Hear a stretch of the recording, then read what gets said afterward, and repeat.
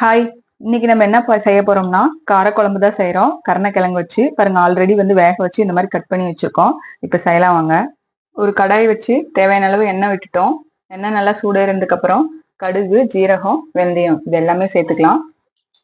இப்ப இதோட ஒரு பெரிய சைஸ் வெங்காயம், ஒரு 5-6 பல் பூண்டு சின்ன சின்னதா கட் பண்ணி வச்சிருக்கோம். இதையும் சேர்த்துக்கோங்க. கொஞ்சமா பெருங்காயத்தூள், கருவேப்பிலை, ஒரு 2 தக்காளி சின்ன சின்னதா கட் பண்ணியிருக்கோம். அதையும் சேர்த்துக்கோங்க. எல்லாம் சேர்த்து நல்லா வதக்கி விடுங்க. இது கூட கொஞ்சம் உப்பு சேர்த்துக்கலாம்.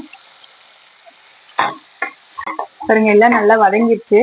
இப்ப இதோட ஒரு 1/2 ஸ்பூன் மஞ்சத்தூள், 1 ஸ்பூன் மிளகாய்த்தூள், 1/2 ஸ்பூன் மல்லித்தூள் சேர்த்துக்கோங்க. இப்ப நம்ம கட் பண்ணி வச்சிருக்க கருணக்கிழங்கையும் சேர்த்துக்கலாம். கருணக்கிழங்கு சேர்த்ததுக்கு அப்புறம் ரொம்ப கிண்ட வேண்டாம். இப்ப நம்ம குழம்புக்கு தேவையான அளவு புளி ஊற வச்சு எடுத்திருக்கோம். அதையும் சேர்த்துக்கோங்க. நம்ம இதோட கொஞ்சம் தண்ணி சேர்த்துக்கலாம். இப்ப இது கூட ஒரு 1/2 ஸ்பூன் மட்டும் வெல்லம் சேர்த்துக்கோங்க. வெல்லம் இல்லைன்னா சர்க்கரை, ரெண்டுல ஏதோ ஒண்ணு சேர்த்துக்கோங்க. சேர்த்து இது நல்லா கொதிச்சு வரட்டும். பாருங்க, எல்லாம் சேர்ந்து நல்லா கொதிச்சிருச்சு. இப்ப இதோட நம்ம அரைச்சு வச்சிருக்க தேங்காய் பேஸ்ட் ஒரு 1/2 மூடியில பாதி எடுத்து அரைச்சு வச்சிருக்கோம். அதையும் சேர்த்துக்கோங்க.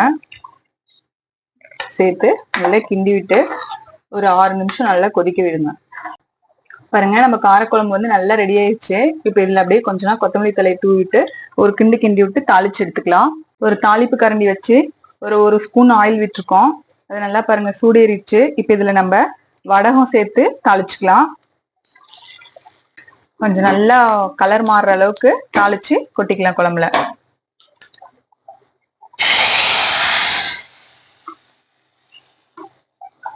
அவ்வளவுதாங்க, நம்ம காரக்குழம்பு ரெடி ஆயிடுச்சு. கண்டிப்பா நீங்களும் ட்ரை பண்ணி பாருங்க. இந்த வீடியோ உங்களுக்கு பிடிச்சிருந்தா லைக் பண்ணுங்க, ஷேர் பண்ணுங்க, சப்ஸ்கிரைப் பண்ணுங்க. பாய்.